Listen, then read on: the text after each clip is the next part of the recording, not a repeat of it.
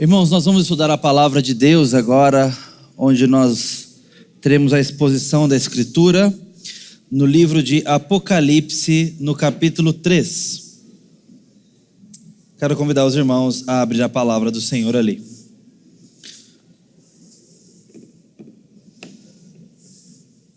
Esse será um primeiro encontro de 2, pelo menos, nesse texto. Mas nós devemos fazer uma pausa semana passada nesse texto e em seguida vamos terminá-lo. Mas a nossa atenção vai em toda a perícope ou unidade de leitura aqui para a nossa meditação. E depois a gente fará isso numa outra etapa também. Apocalipse no capítulo 3, portanto, vamos ler do verso 14 a 22, assim diz a palavra do Senhor. Ao anjo da igreja em Laodiceia, escreva: essas coisas diz o Amém, a testemunha fiel e verdadeira, o princípio da criação de Deus. Conheço as obras que você realiza e que você não é nem frio nem quente. Quem dera se fosse frio ou quente. Assim, porque você é morno e não é nem quente nem frio, estou a ponto de vomitá-lo da minha boca. Você diz: sou rico, estou bem de vida e não preciso de nada. Mas você não sabe que é infeliz. Sim, miserável, pobre, cego e nu. Aconselho que você compre de mim ouro refinado pelo fogo, para que você seja de fato rico. Compre vestes brancas para se vestir, a fim de que a vergonha da sua nudez não fique evidente. E colírio para ungir os olhos, a fim de que você possa ver. Eu repreendo e disciplino aqueles que amo, porquanto seja zeloso e arrependa-se. Eis que estou à porta e bato. Se alguém ouvir a minha voz e abrir a porta, entrarei em sua casa e cearei com ele e ele comigo. Ao vencedor darei o direito de se assentar comigo no meu trono, assim como também eu venci e me sentei com o meu Pai no seu trono. Quem tem ouvidos, ouça o que o Espírito diz às igrejas. Esta é a palavra do Senhor. Amém. Vamos orar e buscar iluminação do nosso Deus. Deus bendito, que essa carta enviada, ó Deus, a essa igreja nesse tempo, chegada a nós, também fale conosco com os mesmos propósitos. E que a mesma resposta necessária da igreja de Laodiceia seja encontrada em nós para te dar. Te pedimos assim, ó Deus, pela graça de Jesus Cristo, fale conosco, nos exorte. Amém. Poema Mediocridade, prosa poética contemporânea. A mediocridade me causa náuseas, esse contentar-se com tão pouco, essa ausência de sede, de febre, de intensidade, essa mornidão da alma, essa falta de sal, de sonho, de sangue. Sabe? Me afasta, me repele. Autor desconhecido, mas eu acho que traduziu bem o que está acontecendo aqui com essa igreja. O que é capaz de causar náuseas no divino? Ora, desde muito cedo a gente vai aprendendo a rejeitar coisas nojentas. A gente vai, pelos sentidos, rejeitando coisas que não são agradáveis, não é? Se é fedido demais, a gente, desde criancinha, tapa o nariz, se afasta. E vai crescendo e continua sabendo muito bem que certas coisas não cheiram bem. E a gente, vira o rosto. A gente também se assusta, desde pequeno, com coisas feias. E tende a fechar o olho, se afastar. Quem não se lembra do primeiro filme de terror que assistiu? Nem recomendo que você continue fazendo isso. Mas chega aquela hora que a trilha sonora te preparou no clímax da intensidade que foi crescente. Você sabe que alguma coisa horrível vai acontecer. E de repente você pegou a sua esposa de olhos fechados. Ou mesmo você, ela te pegou, espiando entre os dedos. Desde pequeno a gente aprende a não querer ver coisa feia. Eu já contei para os irmãos quando eu me cortei aqui com uma grande navalha de 2 centímetros. Mas era um canivete suíço afiadíssimo. E eu tentando abrir um brinquedo do meu filho, que ele tinha ganhado de presente, cortei aquelas abraçadeirinhas, e numa dessas o canivetinho escorregou. E foi tão fundo que a médica que estava suturando perguntou 3 vezes se eu conseguia mexer o polegar. Eu falei, olha, eu posso mexer, eu só não estou mexendo porque está doendo. Tinha pegado muito próximo aqui a um tendão. Mas o fato é que quando aquela sutura foi feita e ficou aquele bolorzinho de sangue, aquelas coisas todas, o meu filho ali, ele queria muito ver. Era novidade. Sangue vivo, sutura, pontos. Ele chegava e, papai, deixa eu ver. E já ia todo enrijecido, percebia a linguagem corporal dele. Chegava pé com pé e fazia a seguinte expressão. Passava um pouquinho, papai, deixa eu ver. E lá ia ele de novo, pé com pé, e dava aquela espiadela e se retraía tudo. A gente desde cedo tem repulsa àquilo que não é natural.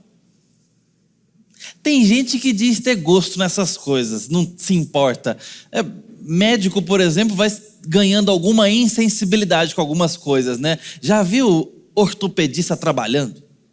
Com serrotes, marretas e óculos de proteção, porque podem voar estilhaços de ossos para tudo quanto é lado. Talvez eu esteja exagerando um pouco, mas é essa a minha sensação. E aí você acostuma. Imagina eu ver uma fratura exposta, estou fora. Nem a pau. A gente tem nos sentidos distância daquilo que não é natural, não é normal. Uma fratura não é normal. É uma intercorrência.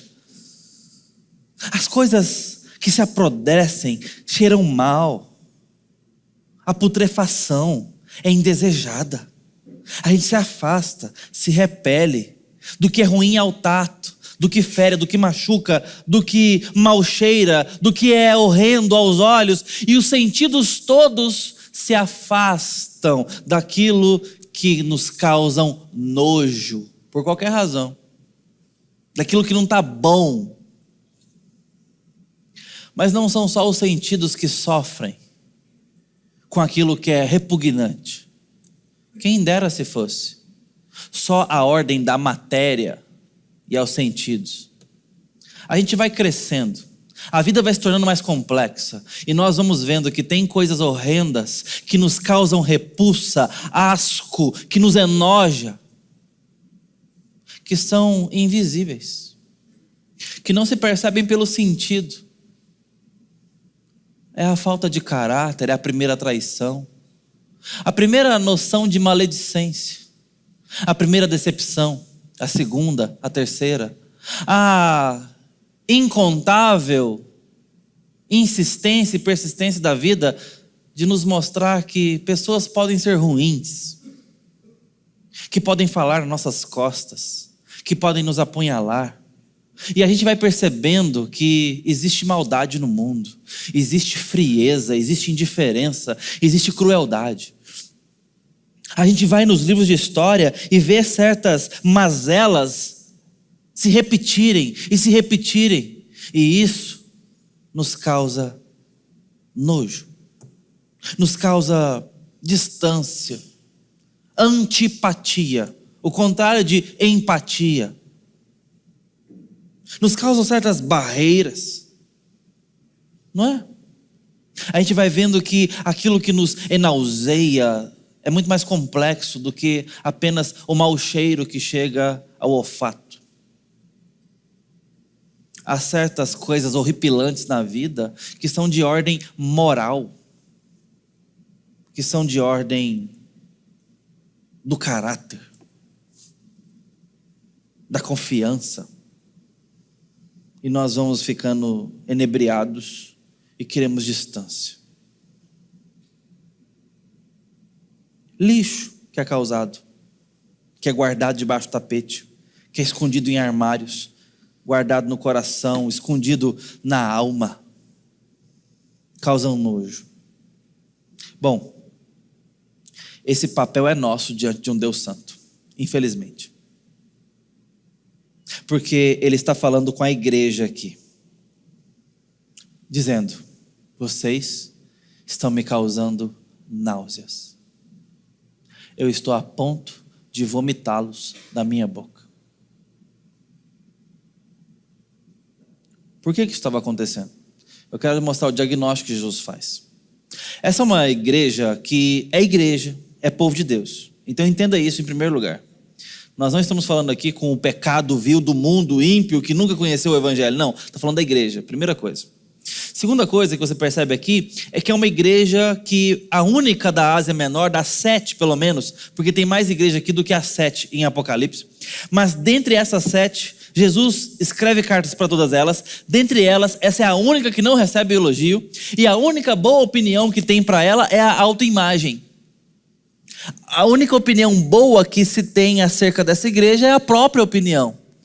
Eu vou te falar, porque eu não vou saber dessa informação sozinho, eu vou contar para cada um de vocês aqui. Certa vez, eu li uma matéria, era matéria de capa de uma revista, eu não lembro qual revista, eu acho que era Isto É, não tenho certeza, ou é Exame, mas assim, dizia: pesquisas comprovam que nós nos achamos algum percentual mais bonito do que realmente somos.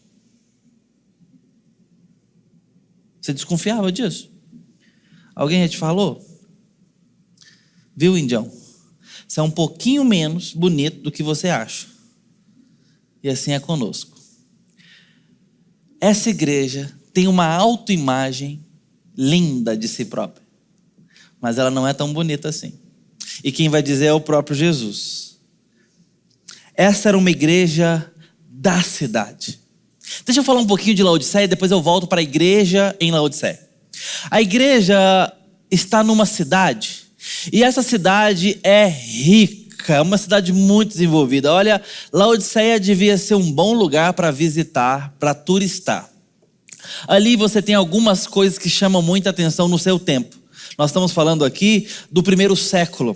Essa é uma cidade que tem grandes bancos. É um centro econômico muito movimentado e tem uma movimentação financeira destacável para a sua época. Então ela realmente pode financeiramente. É uma cidade que tem condição e recurso financeiro, de tal forma que lá por volta da década de 60 depois de Cristo, essa cidade é destruída por uma ocasião sísmica, de abalo sísmico, terremoto. E sabe o que ela faz? Ela se reconstrói sem um tostão do império. E se orgulha disso, porque é uma cidade que pode, o povo gosta de ser laodicense. Uma cidade rica, abastada, tem grandes centros econômicos, mas ela tem 2 outras coisas que são assim, orgulho da cidade. Por exemplo, a indústria, eu vou chamar de indústria, tá? Só para a gente caminhar aqui, mas claro, é um anacronismo. Têxtil. Ela tem uma manufatura têxtil rigorosa e belíssima. Ali é produzido tecidos de altíssima qualidade, a ponto deles venderem para fora. Eles exportam tecido de altíssima qualidade e beleza, tá? Isso é motivo de orgulho. E por fim, mais um ponto, e talvez um dos mais destacáveis e importantes da região. Aqui encontra-se um centro médico oftalmológico. Havia ali um chamado pó frígio que era manipulado com certa ciência medicinal para fazer 2 coisas: unguento oftalmológico e colírio. E esses eram elementos usados para tratamento de vistas na época. Há quem diga nas pesquisas que alguém chamava na região isso de um bálsamo milagroso, porque realmente tratava certas infecções e outras intercorrências aí oftalmológicas.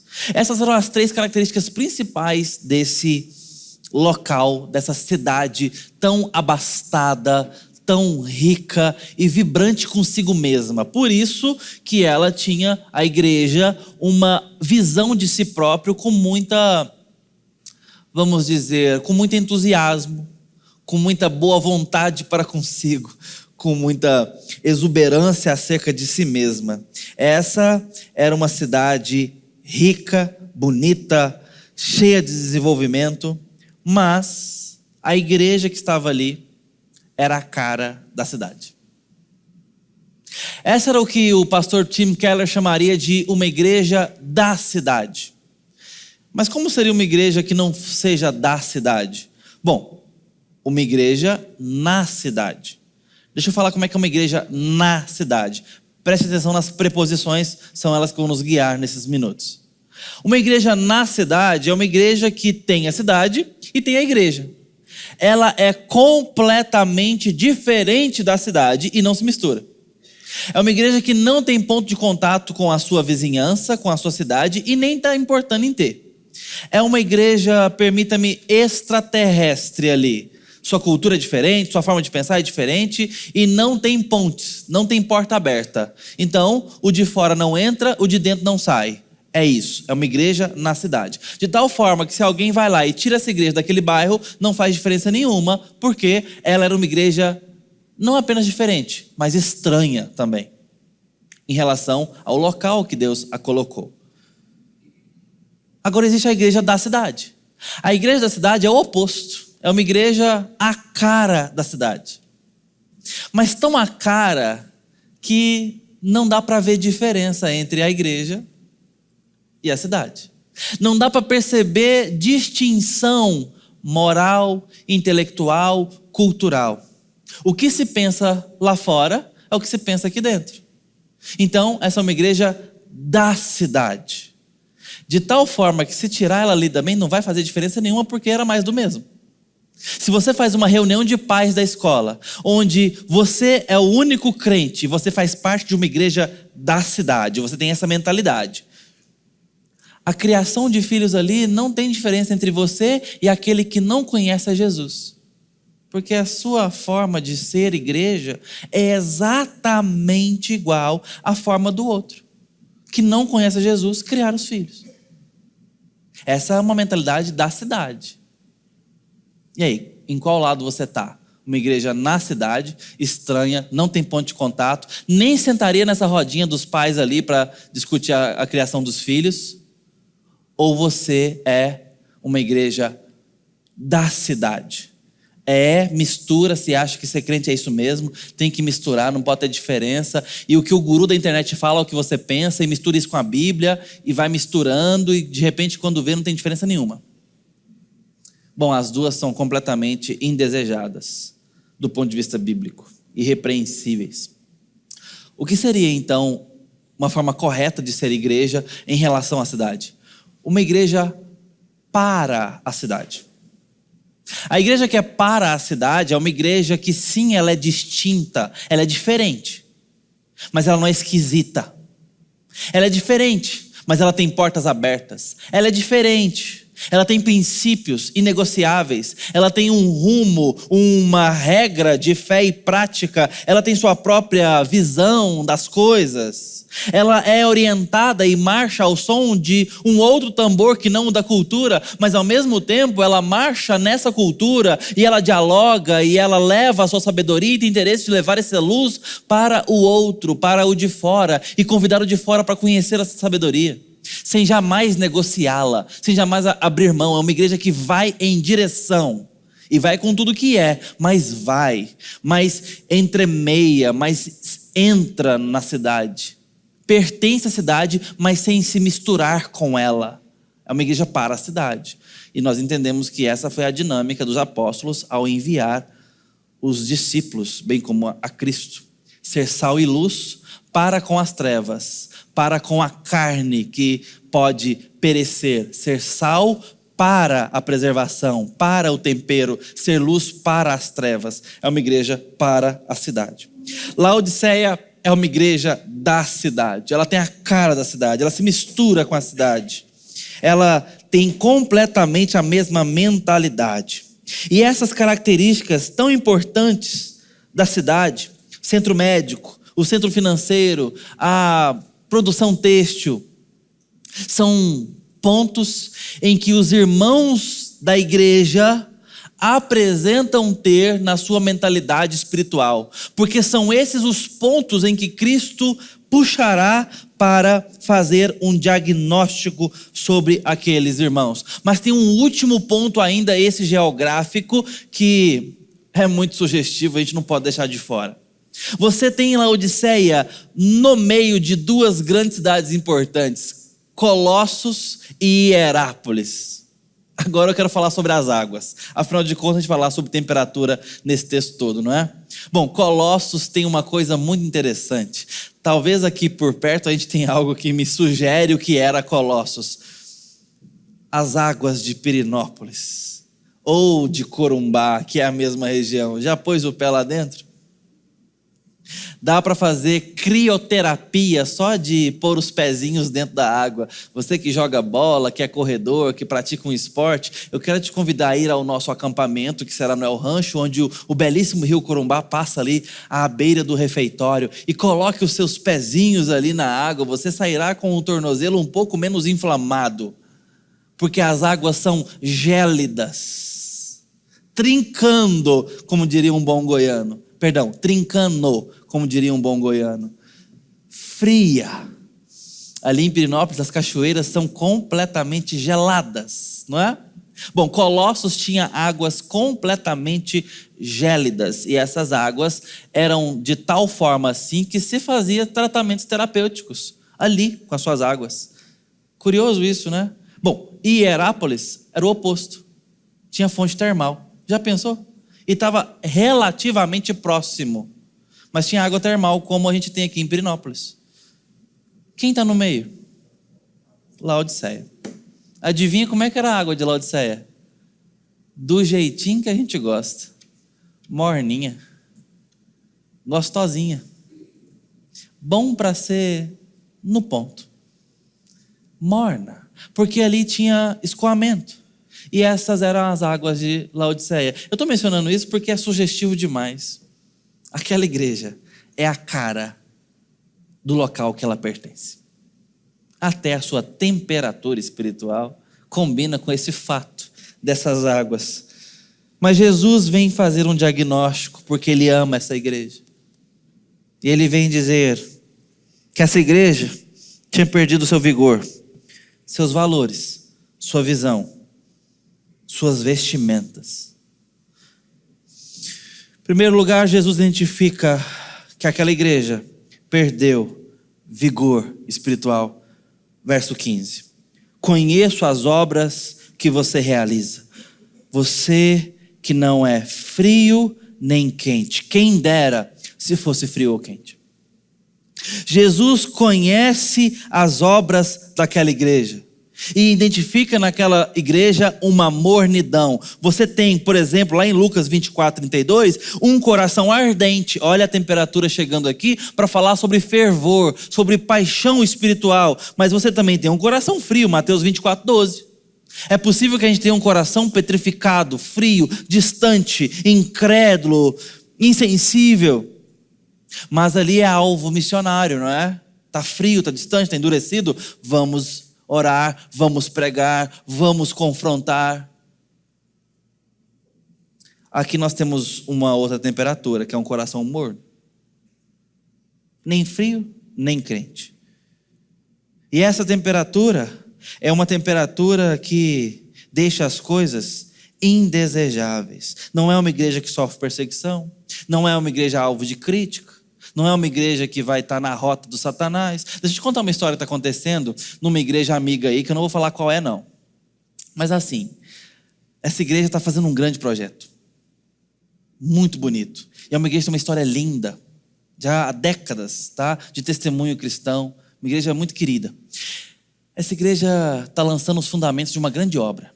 Semana passada lançou. Aí contrataram um vigia, conhecido já da igreja há muito tempo, para dormir no local.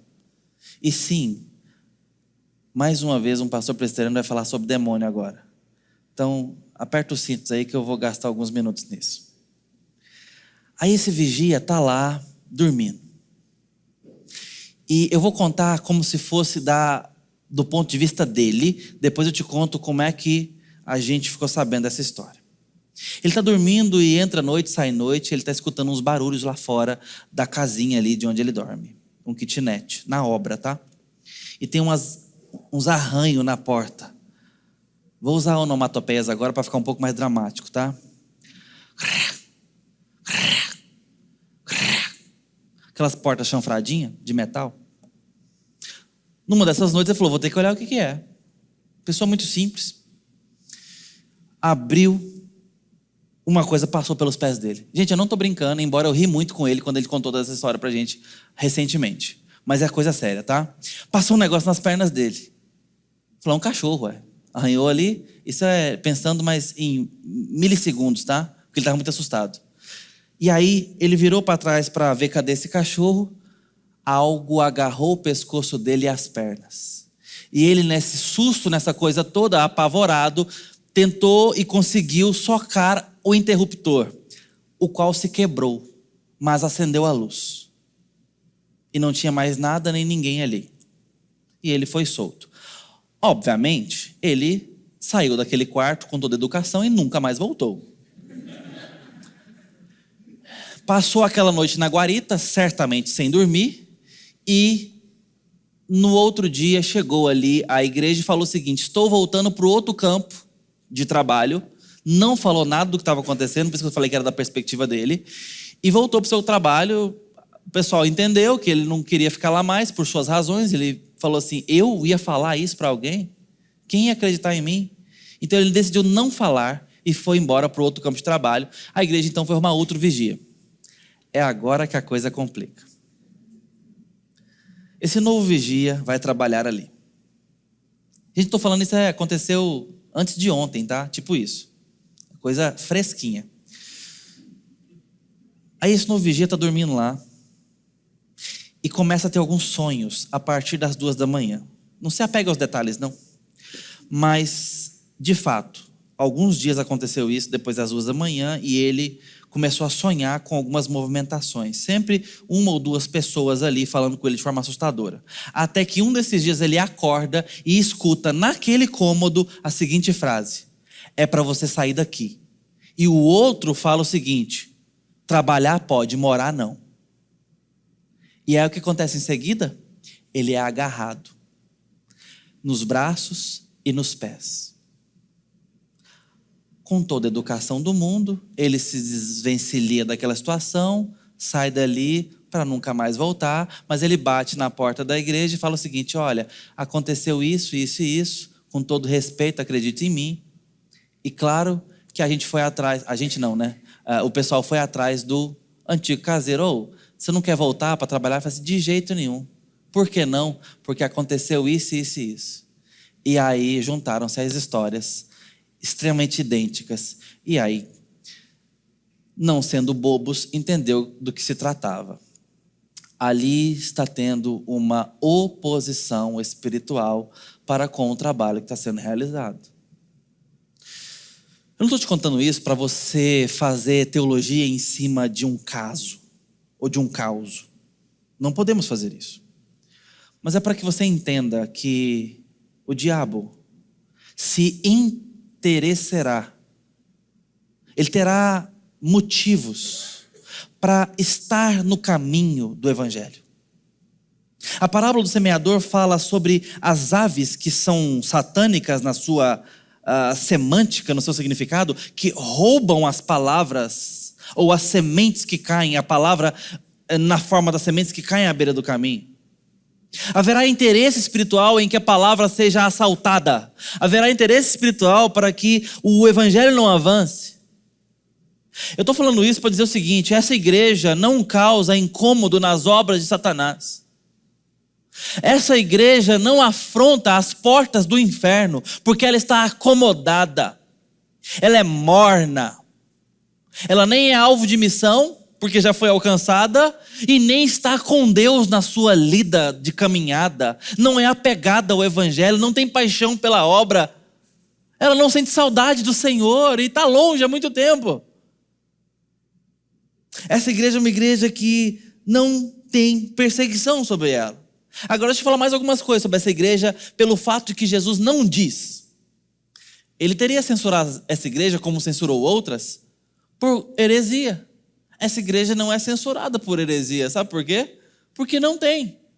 É uma igreja de doutrina boa. Olha como é que a coisa começa a ficar particularmente complicada para nós. É uma igreja que tem bom ensino, não tem falsos mestres. Tem bons professores, tem bons teólogos, tem escola bíblica dominical até bem frequentada, você acredita?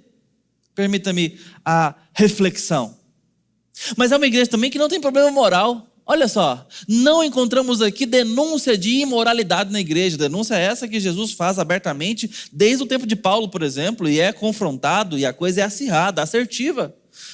Lá do tempo do Antigo Testamento, Deus não tolera a imoralidade na igreja. Bom, essa igreja não é censurada por isso, sabe por quê? Provavelmente porque ela não tem problema moral. Olha que igreja aparentemente bonita. Doutrina boa, santidade nos assuntos morais, ética no trabalho, provavelmente. Essa igreja não é censurada por ser insensível para com os carentes. Dá para perceber que a única igreja que não recebe nenhum elogio das 7 parece ser uma igreja cujas qualidades são aquelas que nós mais perseguimos, e não porque ela não recebe elogio, não porque essas qualidades sejam ruins, é porque o defeito dela é grave demais. Qual é o defeito dela? Apatia. Apatia espiritual. Não basta, embora seja necessário, ter boa doutrina. Embora seja imprescindível, não basta. Precisa mais. Não basta não cairmos em imoralidade sexual, embora seja imprescindível que tenhamos santidade. Mas é necessário mais.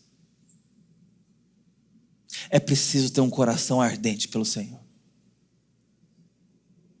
Essa era uma igreja acomodada. Não tinha heresia, mas era apática.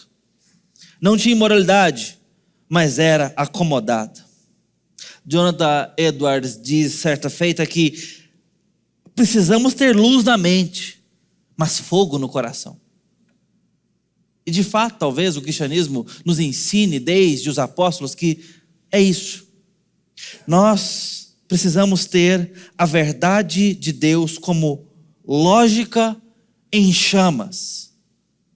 É necessário, irmãos, porque o que descobrimos, o que chegou a nós, o que recebemos, muda tudo, transforma tudo, revoluciona tudo. E muitas vezes vivemos como se isso não fosse verdade, como se não fosse sério o suficiente. E aí talvez, historicamente, como somos de tradição, tenhamos medo de entusiasmo. Sabe do que a gente tem que ter medo? De emocionalismo, mas precisamos respeitar um pouco mais as nossas emoções na teologia. Precisamos trazer o coração para conta. Precisamos trazer aos pés da razão o nosso coração e o temor a Deus. Precisamos ser mais apaixonados por Jesus, pela sua obra, pela causa, pelos perdidos. Jesus odeia essa mornidão. As palavras de Jesus são mais graves do que esta, irmãos. Eu estou a ponto de vomitá-los da minha boca. Uma igreja amada de Jesus, queridos.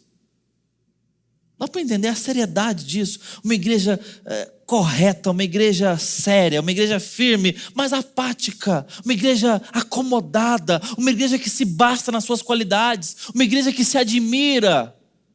Uma igreja que tem recursos financeiros. Uma igreja que tem boa doutrina e bom ensino, os melhores teólogos talvez estivessem ali. Permita-me imaginar isso. Porque é uma igreja bem ensinada, mas não tem o coração com intimidade ao Senhor. E não se engane, porque tem gente que acha que para ter uma coisa tem que largar a outra. Ser apaixonado e fervoroso sem teologia é apenas euforia. Porque não se tem paixão em Cristo sem a Bíblia que nos mostra o Cristo pelo qual devemos nos apaixonar. Intimidade com Deus sem Bíblia é intimidade com um Deus projetado, imaginado, não revelado. O revelado está na Escritura. Não seja também inocente para com o equilíbrio dessa balança. Esses irmãos têm a Escritura, mas deixam o coração de fora. É uma igreja que perdeu o seu fervor. Segundo diagnóstico, Jesus diz: essa igreja é morna e isso é pior do que ser frio. Pior. Já pensou nisso? É melhor ser gelado do que morno. É mais honroso ser um ateu declarado do que alguém que conhece a Jesus e vive como se não conhecesse. Já imaginou isso? É Jesus quem está dizendo, irmãos.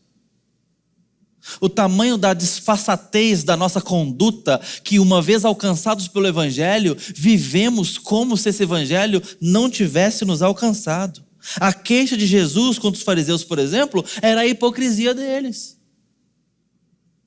Porque eles falam que creem e defendem certas verdades, mas a sua conduta não reflete aquilo que professam.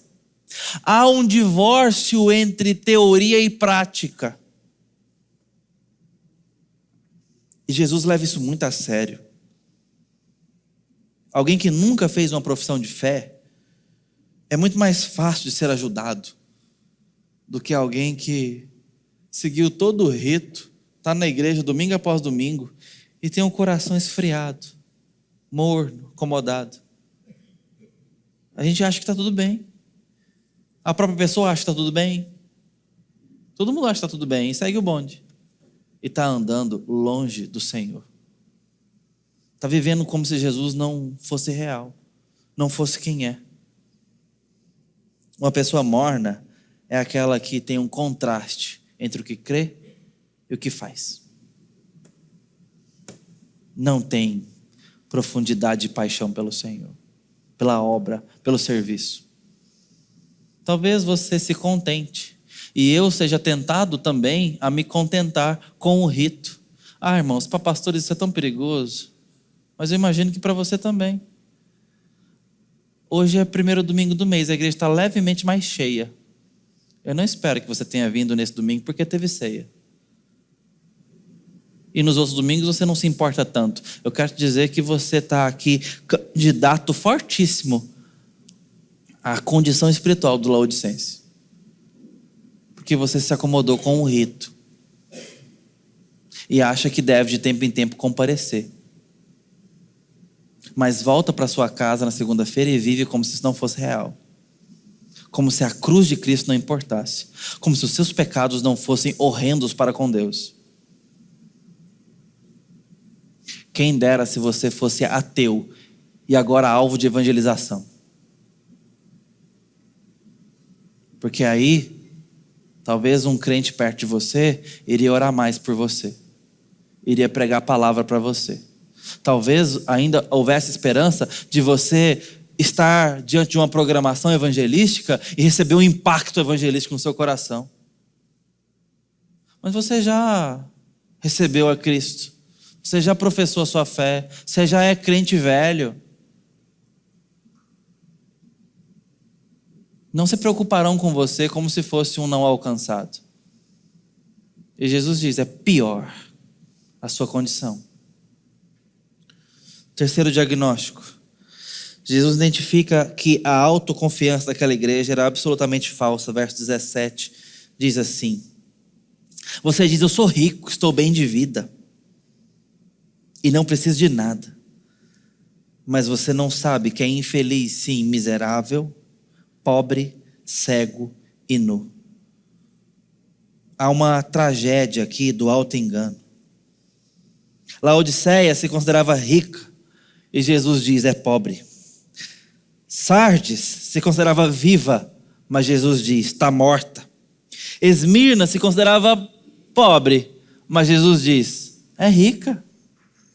E ainda você tem Filadélfia, que era uma igreja que se considerava fraca. Mas Jesus diz, eu vou abrir a porta para você entrar. Nem essa força você vai precisar fazer. O fariseu deu graça por não ser como os outros. E muitos no dia de Cristo se verão desenganados. Nós temos uma autoimagem sobre nós que pode ser falsa, enganosa. Porque a gente faz certas coisas, certos ritos, certas coisas que abastecem a imagem para com os homens. A situação visível dessa igreja era boa, mas estavam enganados. A igreja era morna porque alimentava uma visão superestimada de si mesma. Ela se achava melhor do que realmente era em Cristo.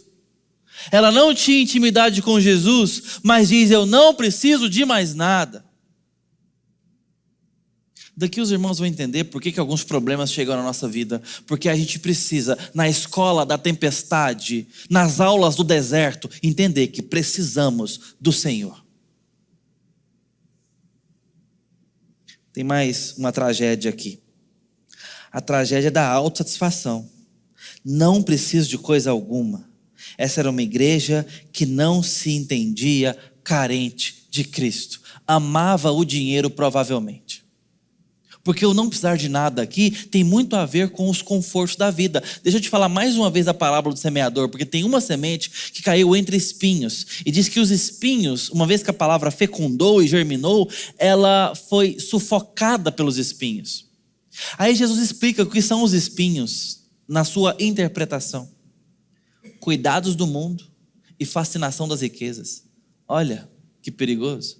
São coisas confortáveis, são coisas boas da vida, que são capazes de sufocar a palavra, porque a gente troca e a gente vive em função de. Jesus chega a dizer que o poder financeiro é capaz de nos fazer venerá-lo, adorá-lo como uma divindade, e que isso concorreria com o amor a ele. Essa igreja diz que não se carece, que não precisa de coisa alguma. O amor ao dinheiro traz a ela uma falsa satisfação e um sentimento de segurança que ela não tinha. A igreja não tinha condição de quem era, de como era e do que estava faltando. A tragédia dessa igreja era uma tragédia de estar orgulhosa da sua roupa, orgulhosa do seu ouro, orgulhosa do seu colírio. Porque Jesus toca nesses pontos todos. Você é pobre, cega, nua e infeliz. O problema mais grave aqui nem é ser tudo isso. É não perceber que é. Porque quando a gente percebe, a gente toma uma atitude. A gente corre atrás do prejuízo. Essa igreja não está percebendo que ela é miserável, porque tem posses, tem recurso.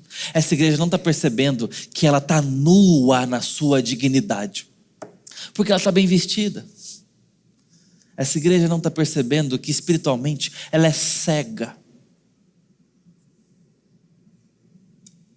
Nós estamos diante de uma autoimagem completamente desvirtuada. O orgulho dessa igreja se espalha, é contagiante. O espírito de complacência, de comodismo, de acomodação, de satisfação corrompe. E eles estavam vaidosos, convencidos.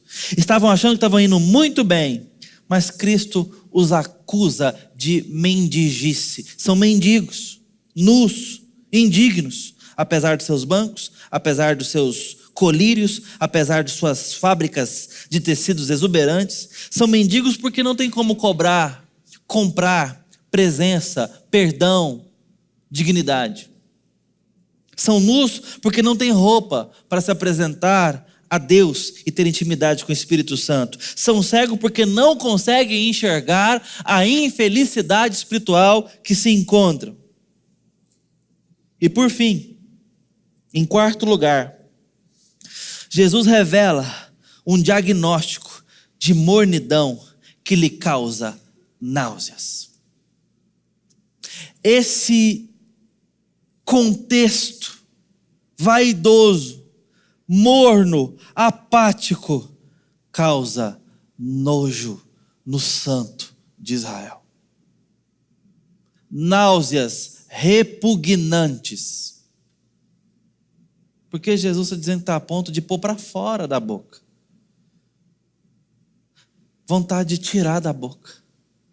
E a gente só põe para fora aquilo que ingeriu. A igreja era de Cristo, mas em vez da alegria a ele, estava provocando asco. Pertencia a ele, é uma igreja amada, mas estava trazendo tristeza. Irmãos, nós podemos causar isso no Senhor. Nós podemos fazer isso com o nosso Senhor. Fomos salvos para ter deleite em Deus, para meditar na sua lei dia e noite com prazer, como diz o salmista. Fomos salvos para usar essa palavra como luz para o nosso caminho, como lâmpada para o nosso caminhar. Fomos salvos do império das trevas para habitar no reino do Filho do amor e encontrar ali deleite como uma ovelha que é bem acomodada no caminho que deve andar, que é assistida ainda que anda pelo vale da sombra da morte. Ela não teme, ela confia, ela descansa, ela se alegra. E tem a sua alegria na força do Deus que a conduz. Tem como maior parte da herança o próprio Deus. É a porção da sua alegria, que faz com que até as adversidades da vida sejam colocadas no devido lugar, embora assustadoras, porque Deus anda conosco. Porque Deus é o Deus do meu futuro. A santidade de hoje vale, porque Deus pagou o preço do meu passado, do meu presente, e é a minha herança.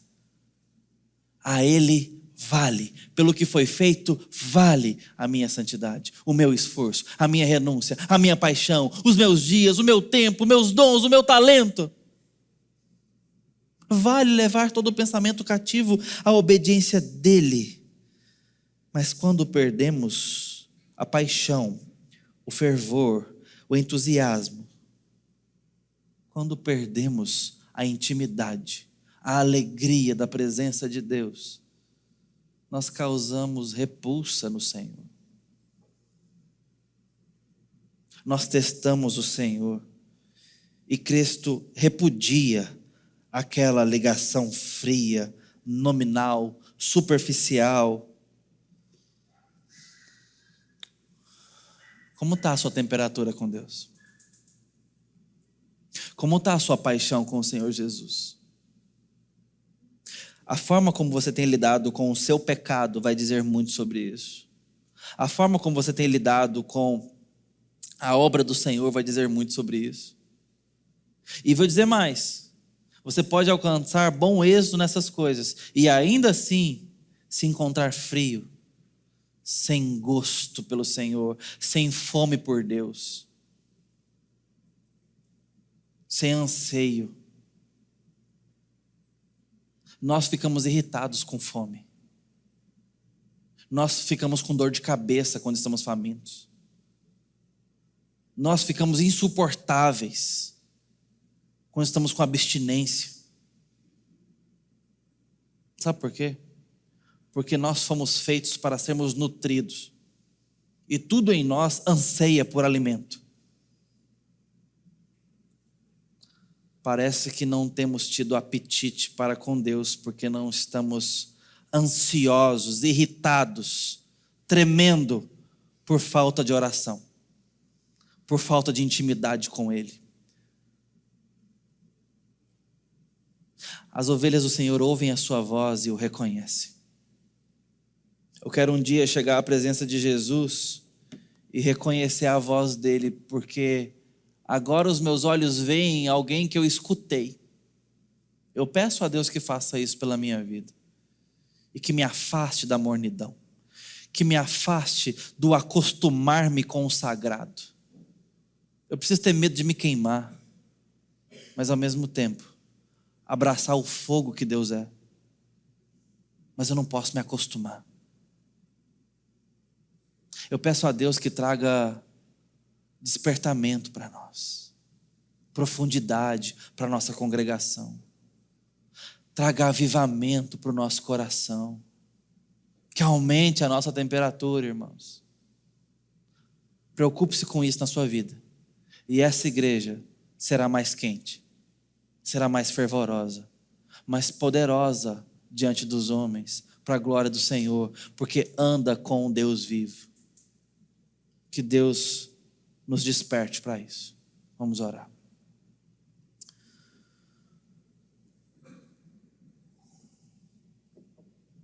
Ó Deus bendito, somos carentes do Senhor e tão propensos a nos acomodar.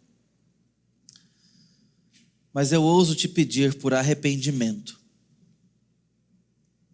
antes de exortações mais severas do Senhor.